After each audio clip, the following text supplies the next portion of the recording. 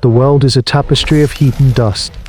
A clan of Homo habilis moves through the tall, lion-colored grass of the savannah. A small island of nervous cooperation in a vast, indifferent ocean. They are not conquerors of this landscape. They are its cleverest scavengers. Their survival depends not on strength, but on vigilance and the simple, brutal effectiveness of the Aldo and chopper, a fist-sized stone flake to a rough edge. It is a tool for smashing bones, for scraping meat from a carcass abandoned by the true killers. This is the calculus of survival for these early humans. Let the powerful hunt. And then, when the coast is clear, move in to claim the leftovers. Their lives are a constant negotiation between hunger and fear. But lately, the negotiation has broken down. The fear has become a more dominant partner. For 3 sons, a new presence has been felt on the edges of their territory. It is a shadow, a whisper of movement where none should be. It is not the familiar, boisterous threat of a lion pride, nor the skulking patience of a hyena pack. This is something else, something solitary, silent, and intelligent. The vultures, those reliable sky messengers who signal a fresh kill, have been absent. The air itself seems to hold a new tension, a stillness that makes the small hairs on their arms stand up. They are being watched, they are being studied. The lesson comes swiftly, and it is written in blood. 2 of the younger males, emboldened by a successful morning of gathering roots, strayed too far from the group. Their laughter, a series of sharp, hooting calls, is cut short by a sound that is not a roar, but a deep, guttural cough from the grass. A nightmare explodes. It is a blur of spotted muscle. Low to the ground, impossibly fast, Dinophalus, a false saber-tooth, a creature built for ambush and devastating power. Before the first male can even turn, the cat is on him, its immense canines finding their mark with surgical precision. The second male, paralyzed by terror, can only watch. He holds his stone chopper, the pinnacle of their technology, but it is as useless as a pebble against or antslide. The cat's eyes, cold and amber, meet his for a fraction of a second. There is no rage in them, only a chilling, predatory focus. Then it is gone, dragging its prize back into the sea of grass as if it were nothing. The survivor stumbles back to the clan, not with a warning, but as a living testament to a new and terrible reality. He has no words to describe what happened, only a profound, shaking silence in the scent of blood that is not his own. The clan gathers around him, touching his shoulders, reading the story in his wide, unblinking eyes. A primal fear settles over them, a dread that feels different from the everyday anxieties of prehistoric life. They were not competing for food. They were the food. The rules of their world have been rewritten by an unseen author. The tall grass no longer holds the promise of sustenance. It holds a shadow that has learned their shaping habits, a monster that now hunts them by name. Night offers no refuge. Their sleeping place, a shallow alcove scooped from the base of a rock formation, has always been a compromise, a shield from the wind, but not from a determined hunter. No, it feels like a trap. Every rustle of a leaf, every distant call, is the footstep of the monster. The clan huddles together, a knot of shared warmth and terror. Sleep is a luxury they can no longer afford. This is a profound change in their existence, a turning point in their hominid history. The hunter has become the hunted, and their minds, evolved for finding food and avoiding immediate danger, are now forced to grapple with a persistent, strategic threat. Toro, the elder, watches them. His body is a road map of a hard life, a twisted ankle that never healed right, fingers gnawed by 1,000 tasks. His time as a provider is over.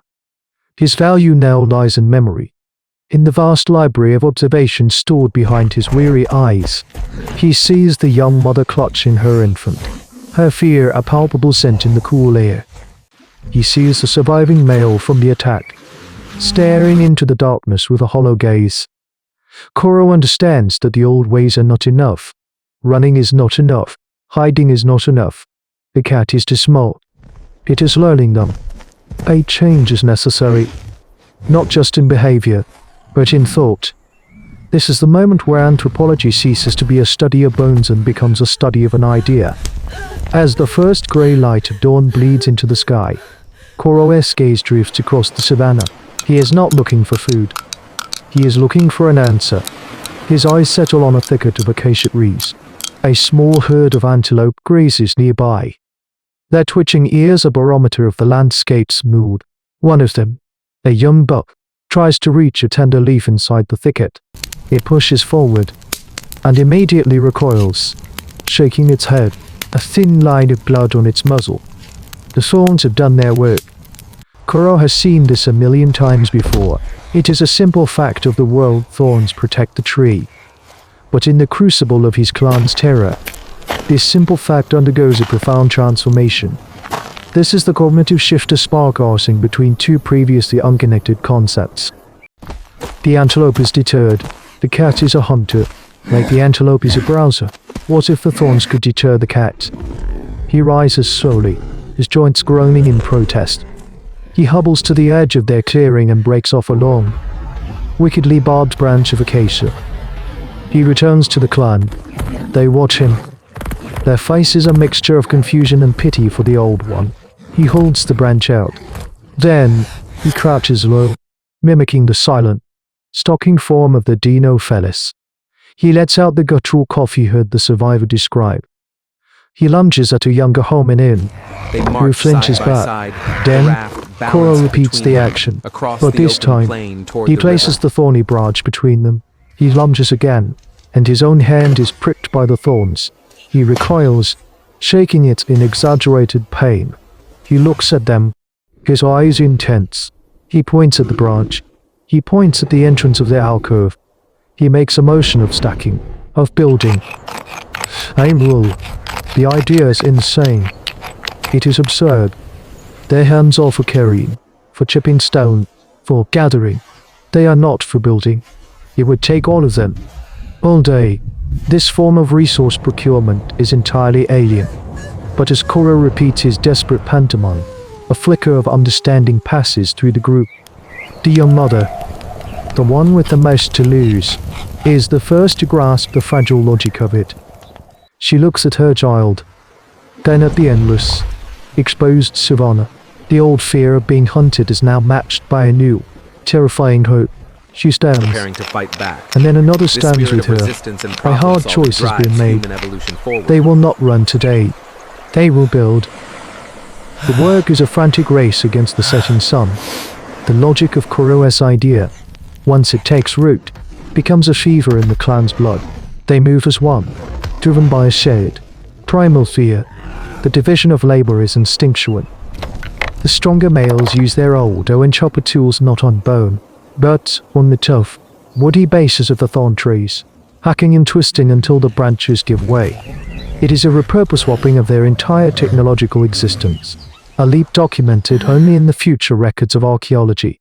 The females and younger members drag the bristling barricades back to the sweeping alcove, their hands and arms crisscrossed with bleeding scratches. The pain is ignored. It is a small price to pay for the promise of a shield. They pile the branches at the mouth of the alcove, weaving them together, creating a dense, interlocking mesh of thorns. It is not a wall of stone. It is a wall of pain, a structure built not to stop a charge but to punish it. They wedge larger rocks into the base, giving it a semblance of stability. As they work, a profound change is taking place. They are not merely building a barrier. They are shaping their environment. They are imposing their will upon a piece of the world, marking a territory not with scent, but with intellect. For the first time in their evolutionary journey, they are creating a space that is deliberately, defensively, theirs. This is a scene from the dawn of ancient history, where the first seeds of settlement and fortification are sown in the soil of absolute necessity. As the sky turns a bruised purple, the wall is complete. It is a crude, ugly thing, a chaotic tangle of wooden thorns barely taller than a kneeling adult. But it is bare. The clan scrambles behind it. Into the familiar dark of their shelter. They are exhausted, laden, but wired with a dreadful anticipation. They have thrown down a challenge. Now they must wait to see if it is answered. The familiar night sounds of the savannah begin the chirping of insects, the distant whoop of a hyena, but the clan listens for only one sound. The silence stretches, taut and thin. An infant begins to cry, and its mother immediately clamps a hand over its mouth, her eyes wide with terror. Then they hear it, a soft, padded footfall on the dusty ground just outside.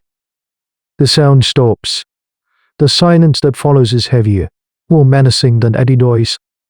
It is the silence of assessment, of a predator studying a new problem. A low growl, like the vibration of the earth itself, rattles their bones. They can smell it now. The musky, feline scent of the killer. A massive, shadowy head appears over the top of the barricade, blotting out the stars. Two amber eyes glow in the darkness, reflecting the faint moonlight. The Dino fella stares at the huddled forms behind the thorns, its mind processing this unexpected obstacle. There is a sudden, violent thrash. A heavy pull, claws extended, slams into the barricade. The thorny branches groan and scrape. But hold! The cat roars, a full-throated sound of frustrated rage that echoes off the rock face. It tears at the branches, ripping away chunks, but the intertwined mass is too dense, too painful to breach. For what feels like an eternity, the monster scratches and claws at their fragile shield. Inside, the clan is utterly still, a collective of frozen terror. This is the ultimate test. They are not fighting back. They are enduring. They are trusting in the power of their idea, in the thorns and the simple physics of their wall. The sounds of the assault eventually fade, replaced by a resentful snuffling. After a final, frustrated growl, the footfalls retreat into the night. The monster is gone. It has not been defeated, but it has been denied. The clan remains huddled in the darkness, not daring to believe it is over. They do not know it. But the world has changed forever. They are no longer just the hunted. They are the ones who build walls. The dawn reveals the evidence of their victory: shredded branches and deep claw marks in the dirt. But the wall stands. This single structure of thorns and stone is more than a defense. It is a declaration. It is the physical manifestation of foresight.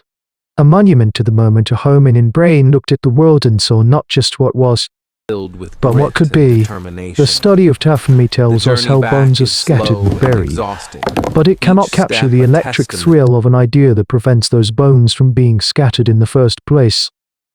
This act of building, of cooperative defense, marks a critical divergence in the path of human evolution.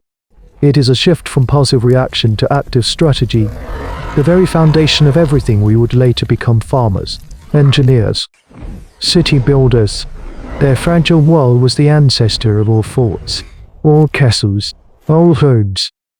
It was a victory not of claw or tooth, but of sheer, brilliant thought. Huddled behind their creation, these small, vulnerable beings laid the cornerstone of civilization. They learned the most important lesson of all: that the world may be filled with monsters, but the human mind, working in concert, could imagine a barrier to keep them at bay. And we, their heirs, still build our walls, both physical and metaphorical, against the terrors of our own age, trusting in the legacy of that first, desperate act of creation. Here, at the boundary between fear and ingenuity, we witness the drawing of a line in the sand that would one day encircle the globe. And yet, a wall that keeps a monster out can also trap you within.